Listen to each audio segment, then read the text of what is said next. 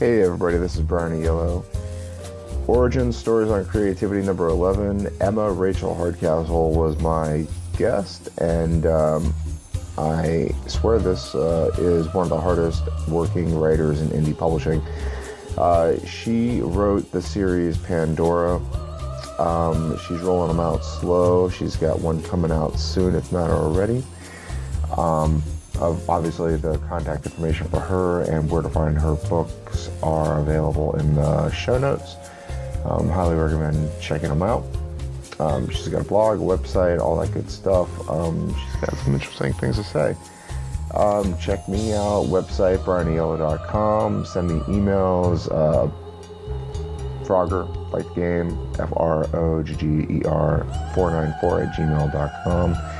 And follow me at Bry, BRYAIELLO at Twitter. Enjoy the conversation. Talk to you later. Bye.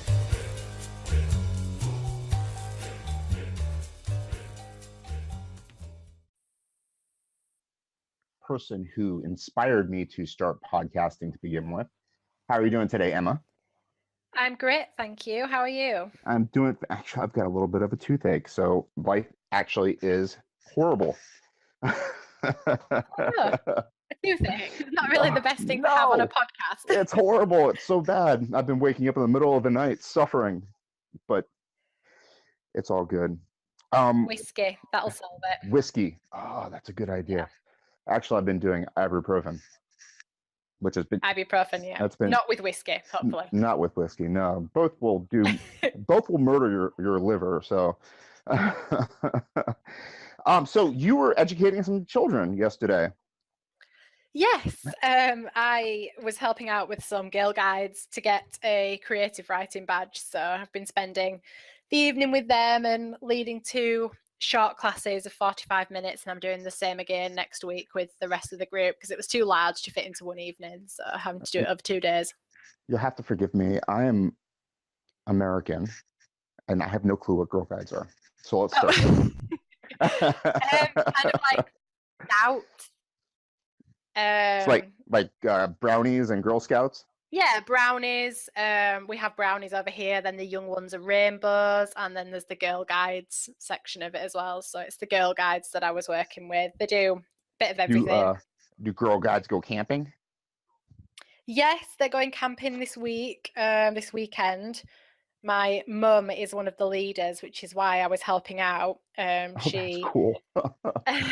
She knew they had to get their writing badge, so she asked if, being a local author, if I'd bob in and speak to them and get them inspired and get them set up with their badge. So I agreed to go in, and they're going camping this weekend.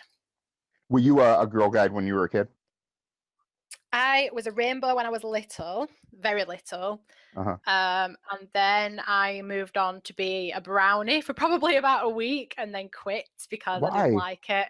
Oh, you didn't like it? I don't know. I want to say it's not because I'm antisocial, but I think it's just because I'm antisocial. So basically it's because you're antisocial.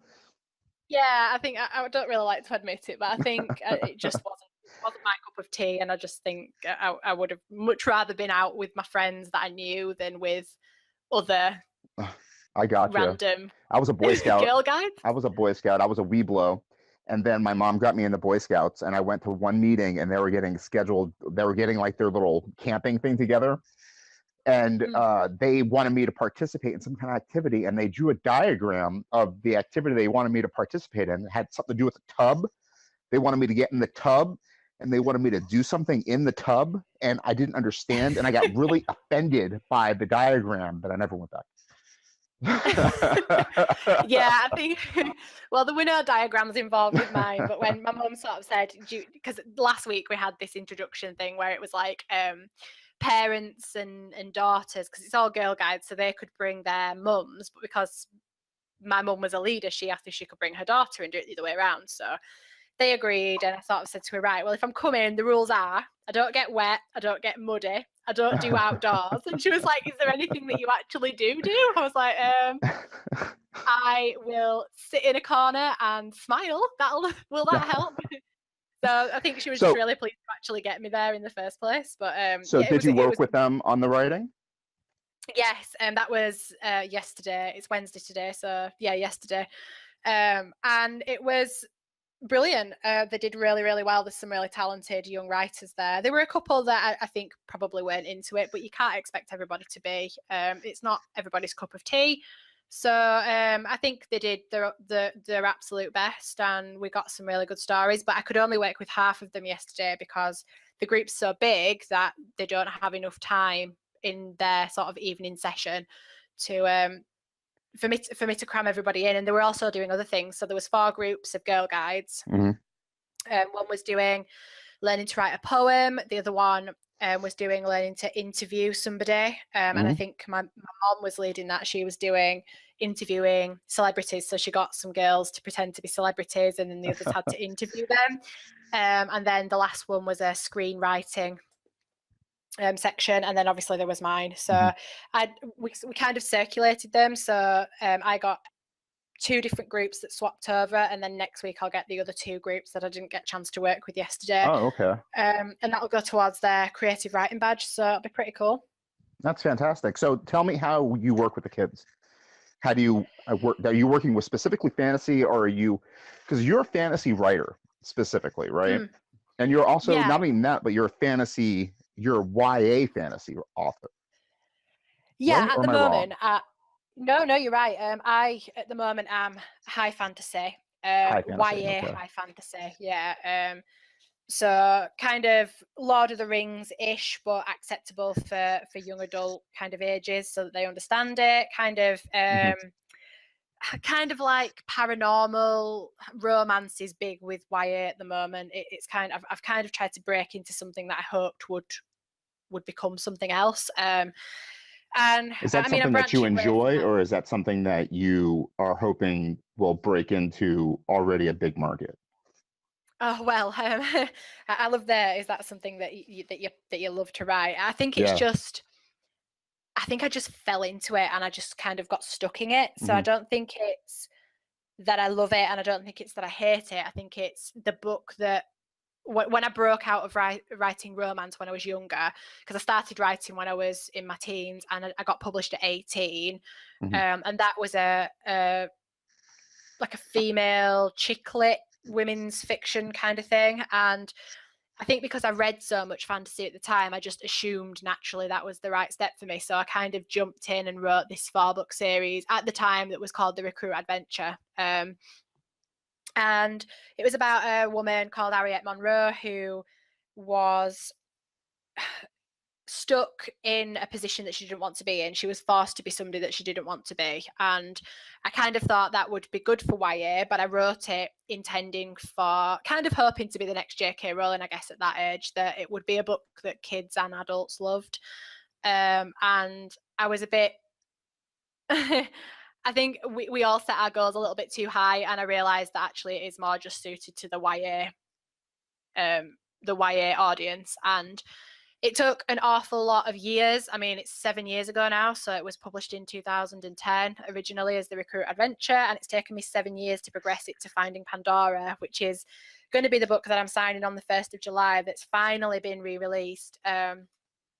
And there's another 8 books following it now. So it's been an awful long journey to say that I just fell into it. And I think I am, You're tenacious, right? I yes. And I mean, think I am just growing out of it and getting ready to do some other things. So at the moment, I've got lots of other pieces of work going, different genres. And I think I'm just testing the water to see actually what I'm capable of, because I think there's more to me than just why. I mean, don't get me wrong, I enjoy writing it. And when I produce the other 8 books, next year and do the other 2 volumes, I'll enjoy that as well. But I yeah. feel like I can move away from this character now and So do let me something ask else. you, you're in front of a group of kids.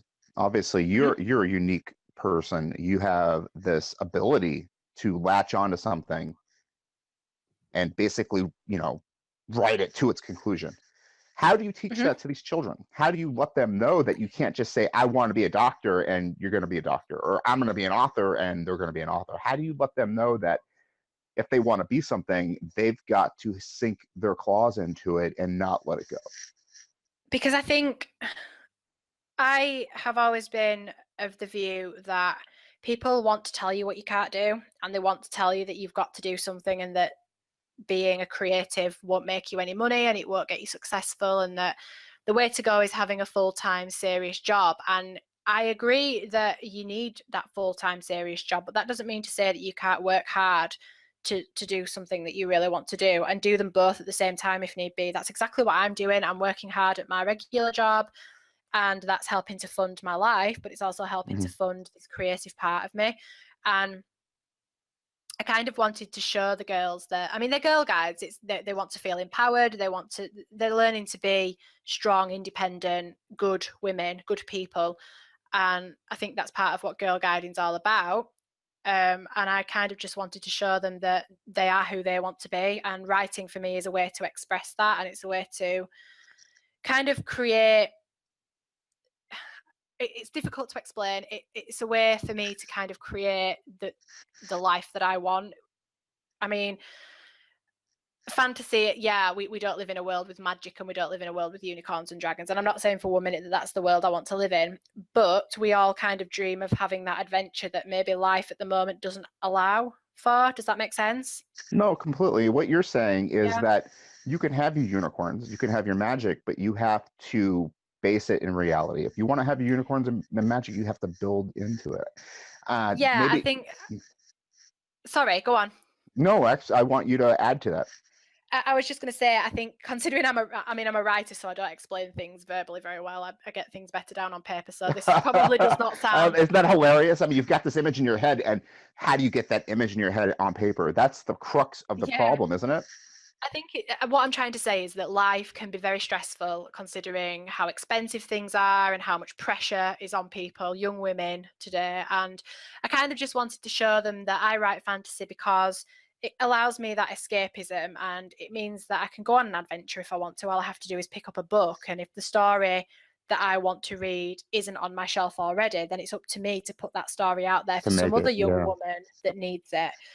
Um, but yeah, I think they some of them were really into it. Like when I did the work with the schools, I think kids, if you engage them right and you go into it right, I think it's very easy to get them excited about something as simple as words on a page. Hmm. Because I think that they're overwhelmed with video games and music and computers and internet and TV and all that kind of thing, that books kind of seem like a step down from that. And I wanted to make them sound exciting. So I think it's all just in the way that you deliver the class, you deliver the presentation. It's how you come across to them at the beginning, because if you come across as some boring lecturer, they're automatically going to stamp boring across what you're trying to teach them. Yeah.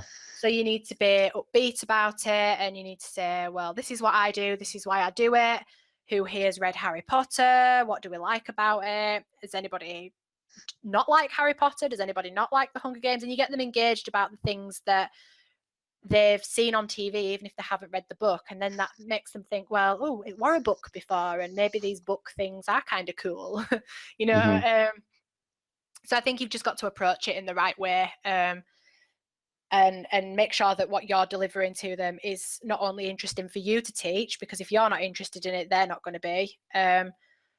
But make it, get it simple enough that they understand it and don't feel overwhelmed by it, I think. Because I mean, I was Yeah. teaching the hero's journey Oh, yesterday, yeah. which is kind of like the Joseph Campbell's Monomyth, but it's the Christopher Vogler book version that I read, and I just find it a lot easier to take in myself. So I kind of thought, well, if I understand that more, the girl guides will. And we talked about genre and character archetypes and stages of a story, and a lot of them actually already knew it because they're so used to watching Lord of the Rings and playing World at Warcraft and whatever else it is. And Hmm. I think they kind of get the whole adventure thing. So going in and talking to them about adventure stories and fantasy I think it was a hit. If I'd have gone in and tried to teach them the technical aspects of science fiction, I'm such a positive response. So Hmm. No, I get that. That's interesting. And I also find it, one of the things I find interesting about you as an author is your community outreach. Because when I speak with somebody who's a writer, who is attempting to break into the community, they're not doing what you're doing. They're not speaking to the youth. They're not trying to give back in a way that presents themselves as an expert. And I'm Yeah. curious, I mean, if you would, how would you present to a child the hero's journey? I mean, a child, I'm sure these I want to call them Girl Scouts, but they're not Girl Scouts. What are they called again? Scout? They're girl guides. They call it girl Girl Guides. guiding. Yeah, Sorry, girl. it's the No, it's fine. culture stuck in my head. Over here, it's well, I don't know whether they have the scout version of it, but it's girl guides over here, and I Girl think Guides, I yeah. think it's Boy Scouts and girl guides. I mean, I have it. I'm not. I'm not a leader myself. My mum's doing that at the moment, which is the reason that I sort of decided to help out, because I've got this experience and they wanted to get the badge. So obviously I offered the help, but I've been But that's planning not the it only time that you've done this, though. You've been in the community as an author for a while now, right? seriously for about a year. For a I year. think, yeah, I've had a full-time job now since I was legal to work, obliged to work, which I think over here is like 16, 15, 16. So what, you're And obliged to work at 16 years old in the United well, Kingdom? I think when I say obliged, I mean like you're kind of expected to be. That's the age when you should be getting a job, and it's legal for you to have a job over here. And you know, it's time for you to get out on your own and do your own thing. So I've had a job ever since I was able to have a job, because I Oh, I just see. kind of Okay. felt it was my responsibility to do that. So you work hard at something for so long, and I kind of figured that it's working that hard has got me so far in my full-time job, and it's got me moving up the ladder steadily from job to job and role to role. So why would that not work for writing and applying all that hard work and the dedication that everybody else applies to their job Yeah. to this additional job that I wanted to add on to my already very busy life? So I kind of just applied that same theory, and every day I made sure that I did something towards, just as anybody would say, right, I've got to make sure I get up and go to work at 8 o'clock in the morning. Mine would be, yeah, I need to make sure I get to work, but when I get home, I also need to make sure that by 6 p.m. I've done so many things to get towards this other secondary job that I want to run alongside my life. And I think it's important that you approach it with that serious, I can do this attitude, because if you just wishy-washy, yeah, I wrote a book and I'll put it up, and if it sells, it sells, and if it doesn't, then oh well, then you're never going to get there, because if you don't invest in it, why would you expect anybody else to? If you don't care, nobody else is going to care, right? Yeah, exactly. So I bought myself a leather journal, one of these page a day diary type things, and invested in some stationery and made it so that I actually wanted to journal every day, that it was something that I looked forward to doing. And then from about a year ago, I think actually the end of my journal is at the end of June. So I've got probably another month before I hit the 12-month marker. And I decided that I was going to put all my effort into becoming this other person that I'd always really wanted to be and just never really managed to get lift off for. So on an evening, I would send my book out to reviewers. I'd send it out to friends, family, newspapers, television stations, radio stations. When I wasn't doing that, I was promoting, I was doing advertisements, I was updating my blog, I was updating my website, getting to know other people by offering to do free interviews, learning how to podcast, constantly listening to podcasts. Instead of the radio every day, I had podcasts in about writing and about editing and influential figures that already exist in this line of work in publishing, like Mitch Albom and Hugh Howey and Stephen King and all these wonderful names that we all really want to become. And I just invested all my time in effectively in schooling myself, educating myself in how to do this, when I had absolutely no idea how to do it, if I'm being honest. And I still don't. I just kind of plod along. But my journal now is filled with things that I've learned, things that people have told me, ideas, marketing tips, editing tips, things that I need to remember, things that I need to do, excellent websites, free stuff, resources, people that can help me, people that I've helped, positive comments that people have given me that when I'm having a really rough day, I'll flick through and find. And and remind myself that I can do this because I've been doing it now for 12 months. And if I can do it for that long, surely I can do it for another 12 months. And recording my goals and making sure that I'm meeting them. If I hadn't have made this decision 12 months ago, I certainly would not be where I am today doing this. And you're completely self-educated, aren't you? You've done this all on your own. You've pulled yourself up by your bootstraps, to cliche. Oh, yeah. Other than a GCSE, I mean, I don't know what qualifications you guys have in America, but we have GCSEs over here. And other than GCSEs in English, I have absolutely no writing qualifications whatsoever. What is that, like your general education? I don't. Yeah. How old were you when you got those? So that's like secondary school, and then you go on to do A levels in sixth form at 17 and 18 years old over here. And my A levels were in healthcare and in psychology and sociology. So obviously nothing writing related at all. But I think if I had have done that, I'd have lost interest in it pretty quickly. And I think because I've taught myself, I've kept that connection to it and that interest in it. I think if I'd have gone to university to study it straight from school, I don't think I would be as productive as I am, because I think being forced to learn something and having a grade sit on whether or not you do something can damage how much you love it. It's not to say that I wouldn't go back and do this in the future, but I wanted to prove to myself that I could do it without, that I didn't need a piece of paper to tell me I could do something, because I knew I could do it. And I wanted to prove to myself that I could be a somebody, not just another face in the crowd. I wanted to be something more than just an office worker, something more than just I'm going to sit in a square-shaped desk all day on a square-shaped chair looking at a square-shaped screen. I wanted things to be a little bit more exciting than that. So I decided just to learn everything I could possibly learn in my spare time about what I wanted to do, about my hobby, just as any other passion, as anybody else would explore their own passion. Some people like to game, some people like the outdoors, sports, whatever.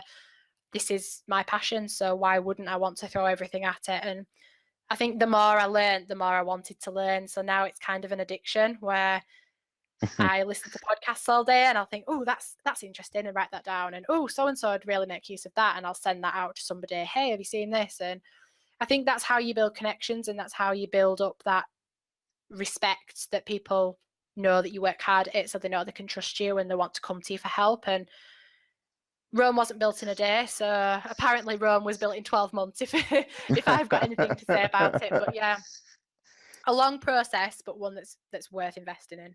12 months. I mean, you've got so much time left. What exactly are you hoping to build, though, that you're only giving yourself 12 months? Well, I wouldn't say I'm only giving myself 12 months. I think 12 months was more of a, let's just see if I can do it. So what have you done in 12 months? In 12 months, right. Here we go. This is going to be a long list. In 12 months, I've gone from about 10 Twitter followers to almost 2,000. Yeah, that's impressive. That really is impressive. That's impressive. I've gone from 0 Facebook followers to almost 600. In fact, probably over 600. I haven't checked it recently. I've started a podcast, learned to set the podcast up and what to do, and had 22 guests on, something like that, and increased my YouTube. By the way, I will never forgive you for the image that you put on from my podcast. What? Ever. Well, first, I guess it was my fault, because I was the one that set my camera at such a horrible level. But my God, I look like a toad. I'm like scrunched down. It's horrible. Oh my God. You should have said something earlier. I'd have changed it for you. I should have said, I don't want to be on camera. Send me another one and I'll fix it for you. It's only a 5-minute job. But yeah, set up my podcast, got that running. Apparently offended everybody in the meantime. Got 60 YouTube followers in that. So that's my social media alone. I've been in a newspaper, just as adverts, but I've been in a newspaper. I've been on the television, on a local TV channel. I've been on the radio 3 times. I'm due to be a 4th in July. I'm due to be in a magazine just before my book signing. I've arranged a book signing. I have learned so many things about marketing that my head could explode. and implementing them for this book signing is going to be so much fun, but I cannot tell you how stressed I am. Everybody that knows me, they're like, so how's it going? Well, today I ordered this, and this, and today I had to learn how to use this. And I think people are just getting a bit fed up of listening to me talk about a book signing that's not for another 2 months, but That's really fascinating, actually, because the book signing is a hard deadline that if you don't make it, there's going to be a line of people going, yeah, I thought we were getting our book signed here. Yeah. That's a big one. That's why I'm so stressed, because I know that the book's ready. It's just making sure. I mean, today I use CreateSpace for my books. So I've had to learn from start how to do that, because at the beginning of this adventure, I was with Lulu.com, and their books were beautiful. They were beautiful books, but they didn't offer the mat cover. So I thought, I know, I'll swap to Amazon, I'll swap to KDP and CreateSpace, and we'll give that a go. So that was a whole new thing in itself that took ages, because I had to then learn to design to new specifications, learn to design full stop, and all that. So that was an adventure in itself. And then basically I've now had to perfect this new book, because I've changed the way that I publish. So I'm not doing all my individual books anymore. I'm doing one big book and individual ebooks. So people want the paperbacks of my book, they've got to buy the volume. They can't buy the individual paperbacks because they weren't selling anyway. I sell mostly ebooks, as I'm sure most indie authors do. So it made more sense for me to do that, and the books turned out beautiful. But you wouldn't believe that after sending myself so many proof copies, I didn't realize that there was a random capital letter on the back page, on the back cover, that I'd not noticed in however many different proof editions. So it just goes to show how stressed it can make you, and how hard it is to concentrate when you've got so many things, so many balls in the air that you've got to juggle. You're never going to catch it all. I mean, there are published authors out there who have editors and marketers, and that was just this morning. Wow. It's devastating, isn't it? It's heartbreaking. The book's been out since 2000. I mean, I wrote this story in 2010, and in 7 years, you would think that I'd learned not to make such a silly mistake like that. But you get so caught up in perfecting the inside of the book that you don't look at the outside until the last minute. And it's fine now. I've managed to fix it, and God knows how I managed to miss that. But these things happen, and I think you just have so much going at once that you get a bit overwhelmed and you do make mistakes. So I've had to learn. Though, because people will not forgive you for mistakes. I have a friend, we're trying to set up a website where she wants to write about writing, right? She wants to write about various topics in literature, how to write, blah, blah, blah, this, that, and the other thing. And she's very intimidated to get it going. She's afraid to make mistakes. But now you've made a mistake, right? You've made a mistake. You know that you've made a mistake, but now you're stronger. You've ripped that muscle. The muscle is going to be repaired, and you're going to be a stronger person because of that mistake. Yeah, right? And I think mistakes don't stop you either. I had somebody in Canada read one of my books and reviewed it as I think it was a 3-star, saying that actually the book was good, but the homonyms were off on the inside. So there, and there, for example, is a homonym for those people that are watching that perhaps are not sure what I'm talking about. So there were a couple that I'd clearly missed when I did my copy editing, and I do all my own editing, and I do all my own design and my own formatting, and mistakes are going to happen, and God knows how many proofs I went through. And she reviewed this and just put that there were problems with it and it needed re-editing, and my heart just sank. I thought, that's it, nobody else in Canada is ever going to buy this book from Amazon because there's this one review that's sat there that says that it's crap, that my editing's crap, considering how much effort I'd put into it. I just thought there's just absolutely no point in me doing this anymore, because now that's not going to sell in that country, because people are going to see a 3-star review and think I'm not buying that. So there was the dilemma of, do I take the book down? Do I apologize to the woman? Do I try and contact her? And I was just working myself up over something that actually just needed a one-liner to say, thank you so much for your review. I really do appreciate what a your great comments. solution. That's so simple, huh? Yeah, and I fixed it. And you fixed it. You got on with your life, and now you're a stronger person because of it. Yeah, and I just messaged her on Amazon, so people can now go on and see my reply to her review that just says, thank you so much for your comment, noted and fixed. If you ever get time to reread it, I'd be happy to resend you it, and I'd love to hear what you think now that the problems have been ironed out. And that was that. And I just thought, you know what, if it doesn't sell, well, that's just tough, and I'll have to write something else and just crack on, because that's what writing's all about. And if you can't learn from your mistakes, then you're never going to make it. So I would amend that term, writing, to art. That's what art is all about. That's what being an artist is all about, is drawing a stick figure and then learning how to shade a face. You're becoming a better artist. I'm sorry, say that again. You're becoming a better artist. Yeah, I think that's what mistakes are there for, and particularly when you're learning to edit yourself. And I mean, I purposely don't hire anybody because I feel that I should know this stuff. It's my book. It's my responsibility. I feel that I should be doing the bulk of the work, and whether that's the right opinion to have or not, and whether it means that my book is perhaps slightly less perfect than somebody else's, then so be it. But if I don't do it myself, I'll never learn, and I'll never know what.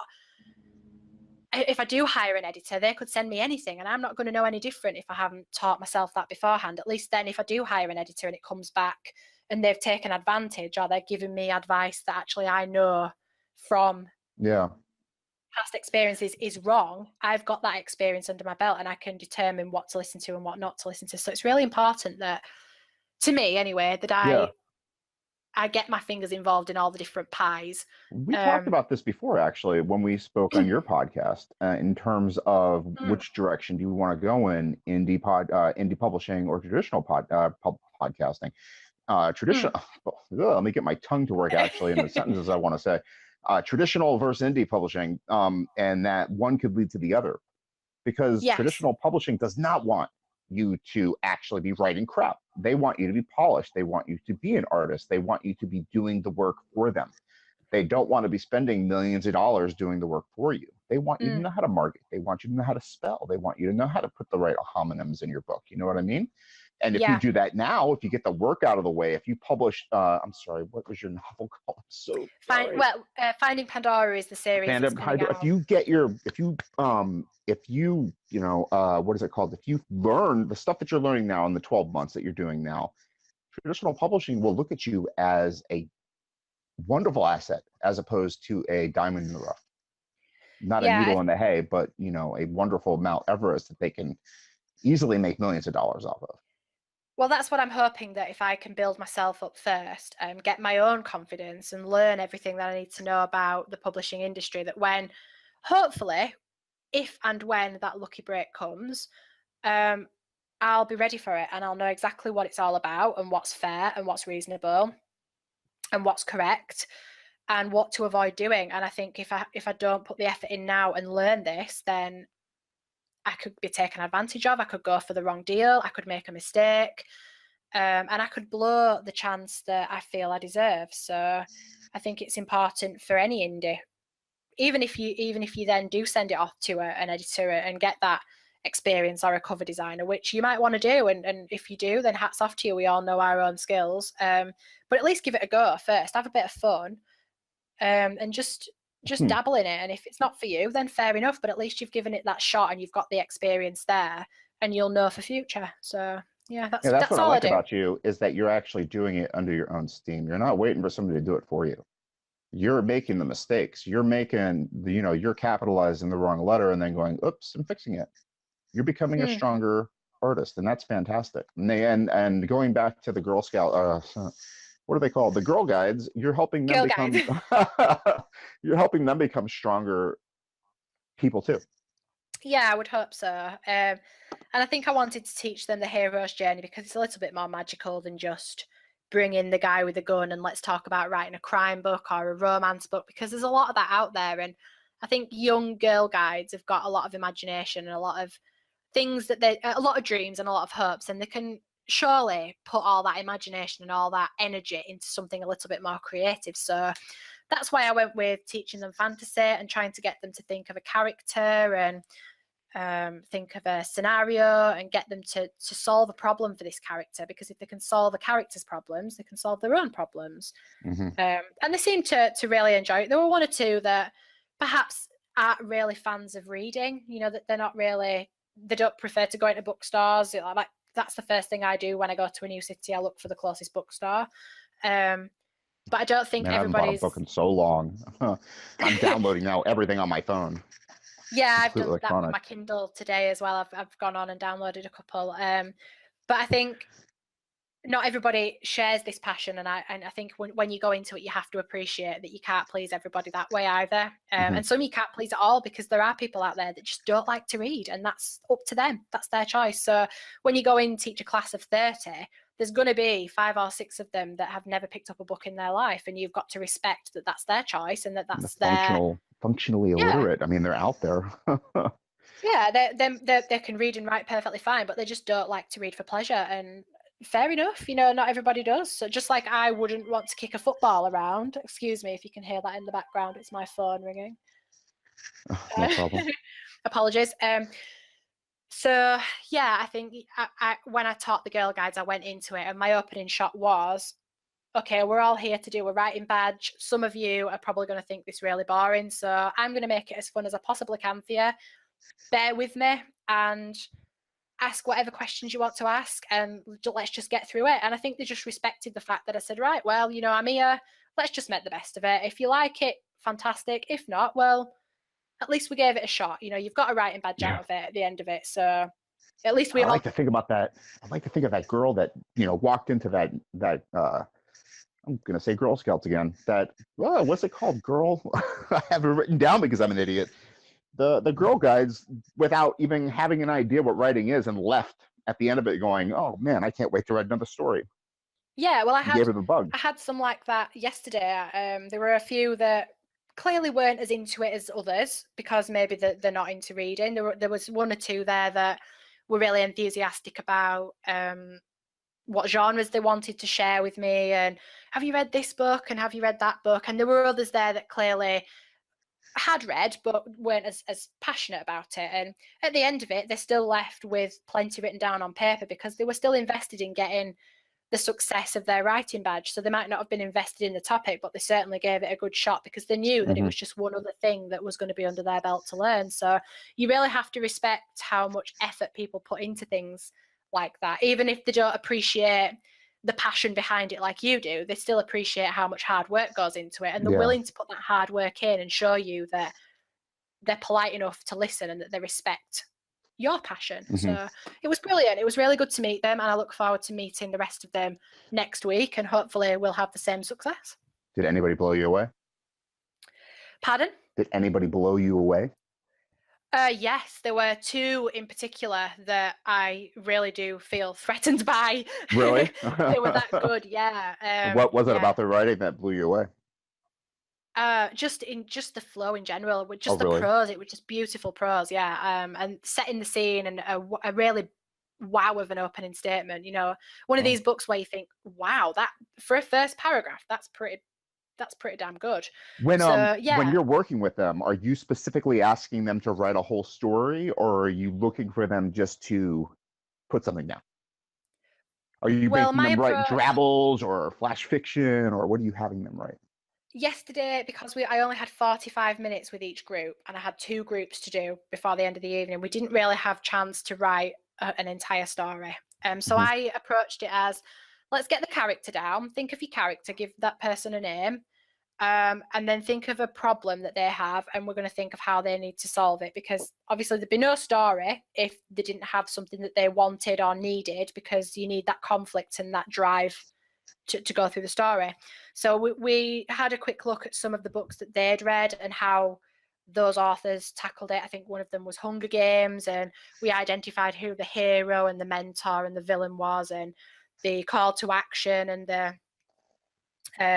approaching the inner cave and all that kind of thing. And I got them identifying that, so at least they could pull apart a story and they knew which part was which. And then I said to them, right, let's do an outline. At least let's get an outline down. You might not be able to write the story, but then at least we can show that we know what order the story is going to go in, and we know the parts of a story and how to create one. And we got that far. And I just thought, right, this is going really well. And then I said, if you want to write the first paragraph, the opening scene, pretend that you're opening the book for the first time and you're reading it, what's on that page? And a couple of them really got stuck in. A couple of them were still just happy to have an outline. And a few then asked if they could take the story home and finish it and bring it back next week. So I had varying levels of it, but the job was to teach them how to write a story, the basics of it, and to get something down on paper.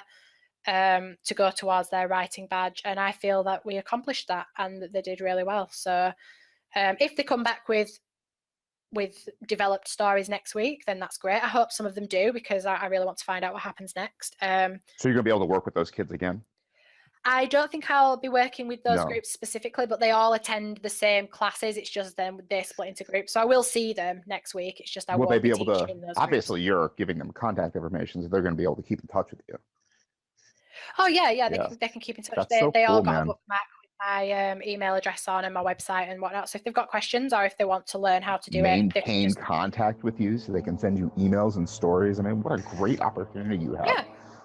You know what I'm like. I welcome everybody to do that Yeah, anyway, you're no matter who you fantastic for are. that. So You're so warm and welcoming. I mean, besides the fact you don't thank answer you. emails, I'm joking. I was so freaked out last Hey, night. I was teaching Girl Guides at the time. Give a girl a break. I was so freaked out. I was like, oh my God, the person that introduced me to the idea of doing my own podcast is going to be my first person to blow me off. No. No, Just extremely overworked. Just a lot going on trying to. No, I would have been surprised completely. You're such a nice person. What are you going to do anything different with your next Girl Guides writing group? I think now that I've been and done a bit of a field test, and the first two groups were kind of guinea pigs because I'm not really used to doing this. I've only taught year 6 kids before, who were like 10 and 11 years old. Because if you remember, we did those published books with them. I don't know whether I spoke to you about that, but I published a little bit. Go back into it, because Yeah. I don't remember exactly. Oh, well, it was November last year, 2016, and I went back to my old primary school and basically just said, hey, I want to come in, and for free, I would like to do some workshops with the kids and get them into writing books and all that kind of thing. And they said, yeah, that'd be great. Come on in, let's get to know you again. And the kids loved it. And then at the end, I surprised them by saying, right, well, you've now got a couple of weeks to work on your stories. I want them edited and I want them typed up and I want them emailed to me by this day, and I'm going to produce you 2 books. You are all going to be published authors. And that's actually what prompted the television station to cover our story. So that got us on TV. So it was brilliant. But since then, I've not done anything. Why? Education-wise, just I've offered, but with it, I think it's the time of how the academic year falls, and year 6 have been doing their SATs. So I think that the way that it just fell at the moment, the schools have already sort of planned their year. Oh. So plus it gave me a break to get my book signing together. I think if I'd have had other classes to teach at the same time, I'd have felt more overwhelmed than I already do. Mm-hmm. So it gave me that nice break as well. But then when my mum approached and just said, I'm obviously, you know that I'm a guide leader and we'd really like to get our writing badges, and would you mind coming in and perhaps doing some work and teaching them a little bit about what you know? So I just thought, yeah, that's a great idea. It's a little bit less formal than going into a school, a little bit more fun, more relaxed.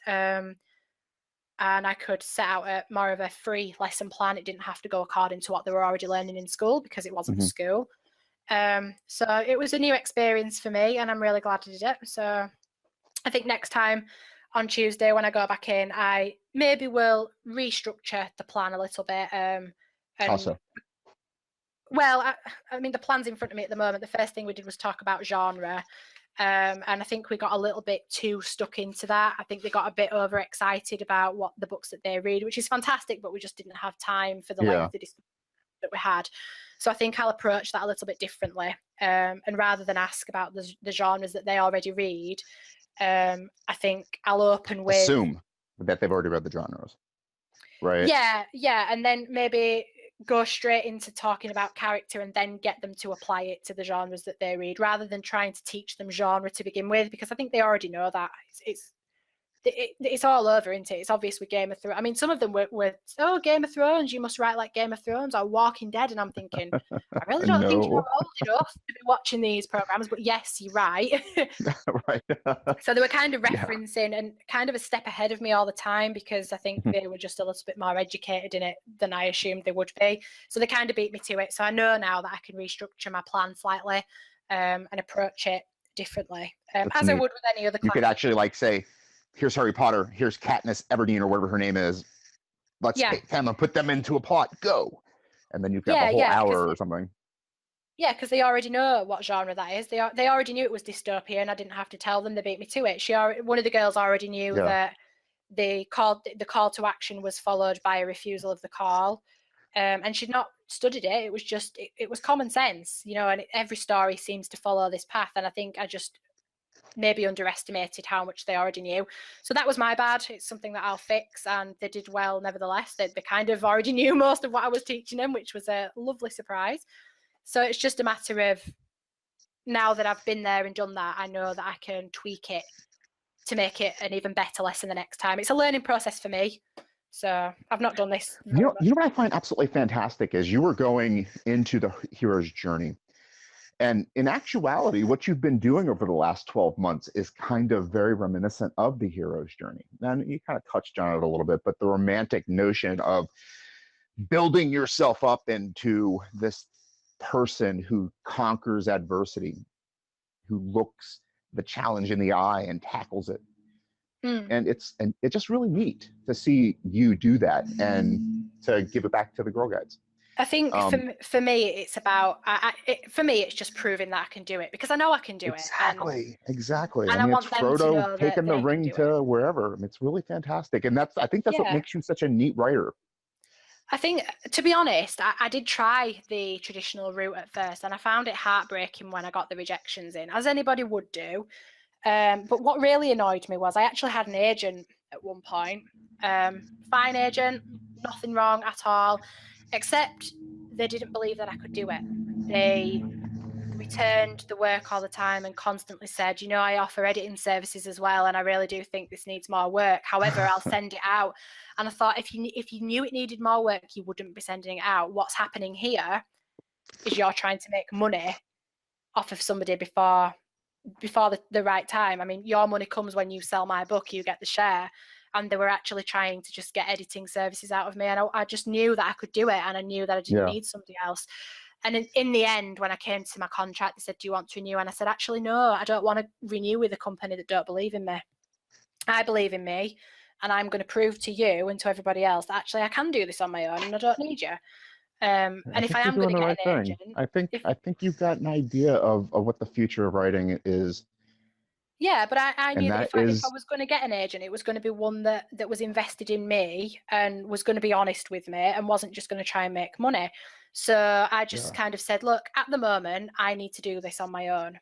And then when I've done it on my own, if then I realise that I've given it my all, I'm proud of myself, but I still need the help, then I will approach somebody that I know will do what that company wasn't doing for me. I'll go to somebody that I can trust and that trusts me. So that, I think, you're going to find people like that.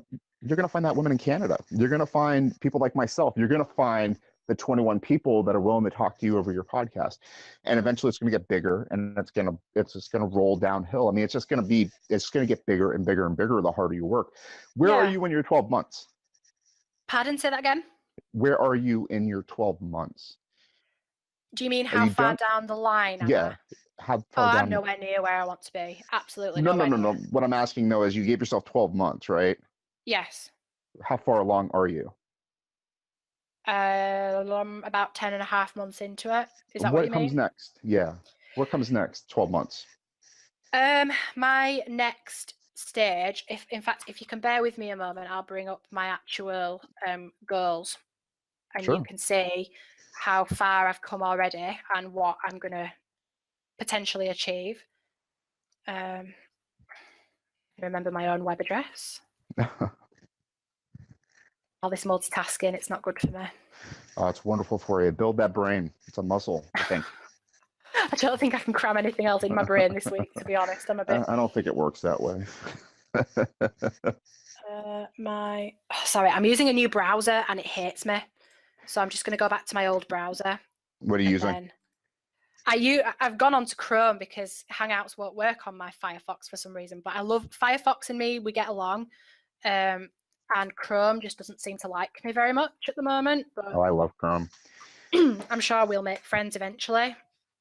Pardon me, I've got a bit of a frog in my throat. I gave up on Firefox years ago. So let's have a look. All my goals and stuff. Firefox is supposedly like... What's that? all my goals and things are actually on my journal. So let's have a look. Quarterly review of goals. Here we go. So would you say that your organization is your strongest asset? oh yeah. Yeah. If I didn't make note of things, I'd have lost the plot ages ago. So Do you write like that too? Completely outlined everything, or are you I think they call it gardening. I was picker. a pantser, so I would just dive in and go for it. And then as of 12 months ago, that's when I learned that that's not the way for me. I was doing it all wrong, and I developed it. So on the 28th of December 2016, so I actually set my goals late. I didn't set them until I was about May, June, July, August, September, October, about 6 months in actually to this little adventure of mine. I didn't bother to set any goals. I wanted to just redo the book and get to where I thought I should have been, and then I decided to set the goals. So this is actually in less than a year if you think about it. So on the 28th of December 16, I set goals to finish writing Finding Pandora Eternity, which was is that right? No, that's not right. These are the ones. Hang on a minute. No, these are the wrong goals. These are my new goals. I thought that was wrong when I read Eternity. I thought, no, that's book 4 and I'm past that. Let me just run back a bit. What maybe if I already asked you this, but what made you decide to get so motivated? I think I just got fed up with myself. I read a lot of books and I see what other successes people have had, and I think it was the jealous wannabe writer in me that just thought, you know what, I can do this and I should be doing it. So what am I waiting for? Why am I not who I want to be? And I think I just decided all of a sudden that was enough, and I wasn't just going to get up, go to work, come home, eat, sleep, get up, go to work, come home, eat and sleep. I was going to do what I wanted to do as well as do all that. And I just realized that I could do it and I should be doing it. So I set the following writing related goals. So at the end of 2016, I made 10 New Year's resolutions. So I wanted 1,000 sales. I wanted 1,500 sales after that. So once I'd reached my 1,000 sales, I was then going to up it and reach another. I wanted to reach 250 Facebook likes and 1,000 Twitter followers. I wanted to start my podcast. I wanted to be on the radio. I wanted to have someone I don't know, so not somebody personal to me, say that I'm the favourite author. I wanted to have somebody I don't know recognize me or my name in public. I wanted to sign something other than a novel, so have somebody say to me, will you sign this for me, and it not be a book. And I wanted to get an editorial review for the book. So that's an awful lot, really, to say. That's a lot for your first year. How many did you accomplish? Yeah. I reached my 1,000 sales. I reached my 1,500 sales. I reached my Facebook and Twitter followers. I started my podcast. I was on the radio. I had somebody say I was their favorite author. Somebody recognized me. I signed something other than a book, and I got an editorial review. So 100%. Wow. Congratulations. So, that's really impressive. Having proved to myself that I could do it, I then decided that I was going to do the following. So this was... You want to curse it? You want to tell me what it is? What if you okay. Yeah, this was... So on December 28th, I reviewed the goals that I'd set. So these were set between May and December, and these were the ones that were set December till now. So I wanted to finish rewriting Finding Pandora Eternity and have it published and ready to go before Easter. I wanted 2,000 sales by Easter and 3,000 before September, which is my birthday. I wanted to release all 4 of my Harriet Monroe novels, which is the Finding Pandora series, as a full volume and include some additional material in the paperback. I wanted to finish typing up a non-fiction book. I wanted to finish writing Aeon Infinitum The Wanted, which is the prequel and the sequel as well to my Aeon Infinitum book. I wanted 500 Facebook followers, 2,000 Twitter followers, 100 YouTube subscriptions, and I wanted to be in the newspaper or in local media. So within a week of setting that, I'd been on telly. Was it a week? Yeah. Within a week of having thought of that, I was on telly. I hit 2,000 Twitter subscribers. I hit 500 Facebook subscribers. I finished Pandora. I hit my 2,000 sales and exceeded it. I'm near enough to 3,000 already, and it's not even the end of May yet. I can't finish typing up my non-fiction book because it's one of these things that I do a little bit every day because it's based on my journal. So I actually can't finish it because some of the days that need to be included haven't even happened yet. And the other Aeon Infinitum books I'm working on. And I'm only 60 subscribers into my YouTube. So there's still 1, 2, 3, 4 goals out of that list that I haven't yet achieved. I'm really impressed. Thank you. I'm really impressed. I think that motivations are very important. I don't know. Yeah, I agree. They are really important. And if I hadn't have set the goals, I wouldn't have got my bum in gear and done it. So I'm pleased that that's what I'm doing, and I encourage other people to do it. But goals and targets don't work for everybody. Some people feel pressured, and that's cool as well. Whatever works for you, but give it a try. No, it's very interesting. I'm just thinking about what I do on a daily basis, which is just write. I just try to write every day, and that's pretty much what I do. I have the novel that I'm working on. I have my short fiction, my flash fiction, and then I have this new project, this wonderful podcast thing that I'm really enjoying. You know, picking up the things, and we'll see what happens. But you are incredibly motivated, and you're very goal driven, and I like the idea of checking off the things. And this is why this podcast is very important to me. I get to talk to people like yourself, and you give me a new perspective. I think for me as well, it's all about showing that it's possible, because a lot of people say so-and-so was an overnight success. Yeah, but were they? What did they do every single day of their lives to prove that they worked hard at it? They weren't an overnight success. So that's why I'm doing this non-fiction book, which is basically typing up everything that's in my progress journal for the past 12 months. So day to day, people can see and follow exactly how I've progressed, and see how many Twitter followers a day I go up by, how many Facebook followers, and how I've managed to achieve that, so that they can apply it to themselves. Because I think if I can do it, everybody can do it.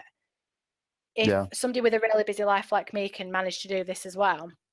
Yes, my writing's been a little bit neglected because I've had to learn to do other things that has taken up the time that I would have otherwise been spending writing.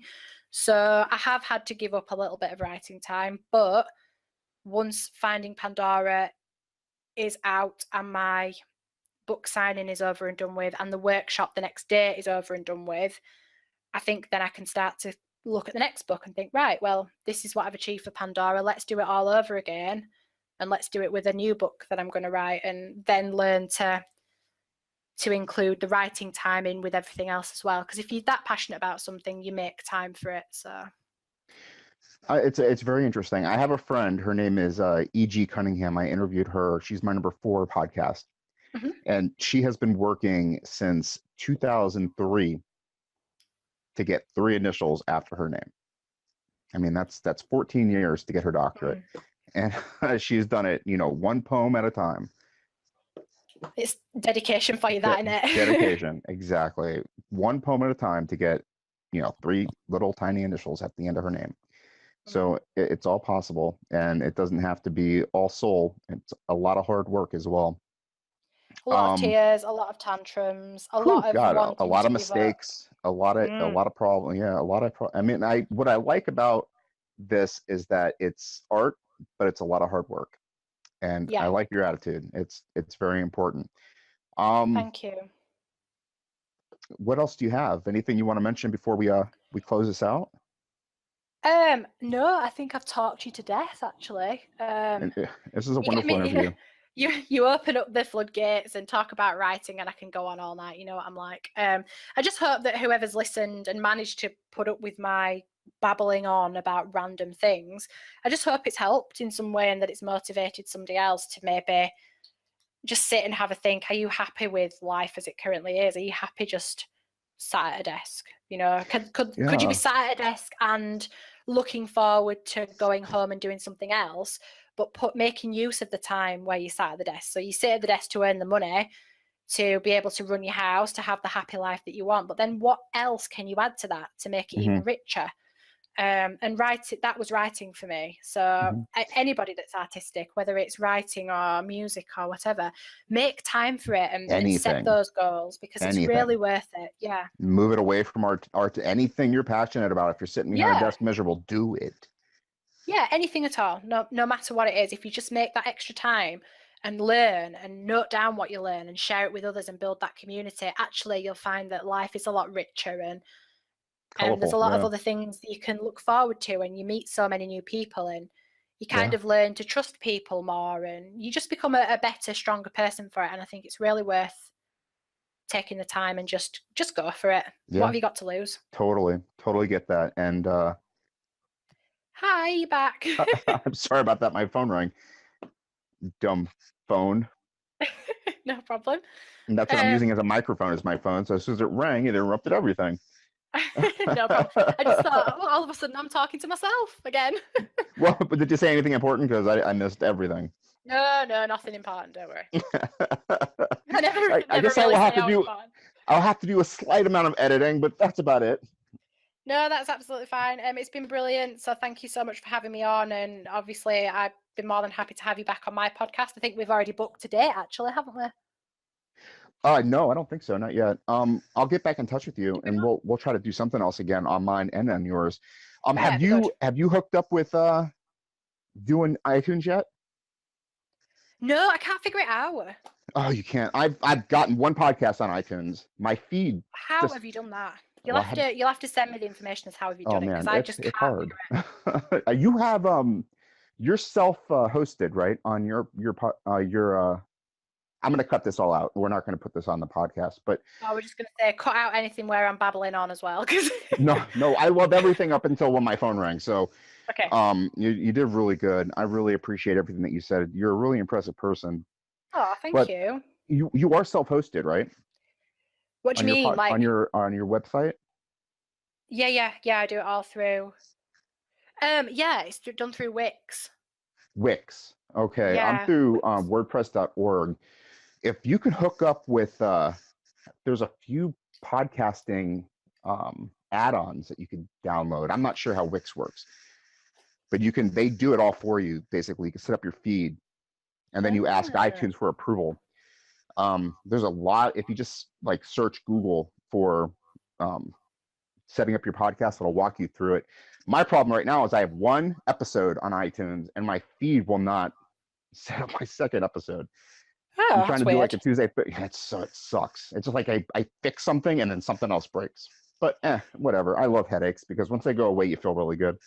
Yeah. I think, well, for me at the moment, it's just like a hobby and something to do just to get to know people and just to put some stuff on my YouTube channel. So I'm not actually at a set schedule. I don't release everything on a Tuesday. I just do it live as and when we kind of feel like it. So until I actually knuckle down and get that done, which will probably be from September onwards, I think it'll give me enough time to learn what I'm doing. And until then, I'll worry about the other million things I've got to worry about, because I just don't think I can fit podcasting in that list as well. Well, the only inevitability is death, so I look forward to every day. That's not depressing at all. It's like I said, it's something that'll definitely happen to all of us, so just enjoy every moment that you can. Right? I will do. Thank you. I really enjoyed talking with you, Emma. Hopefully we could talk again soon. Oh yeah, definitely. Yeah, just let me know as and when, and I'll be there. All right, excellent. Bye-bye. All right, see you later. And that was Emma Rachel Hardcastle. Great interview, great conversation. Our next show is with Joshua Robertson. He is a writer with 80,000 followers on his WordPress page. He's gone from being a master social worker to being a professional writer. He's a very interesting storyteller, and I had a great time talking with him. Until then, have a great day. Bye-bye.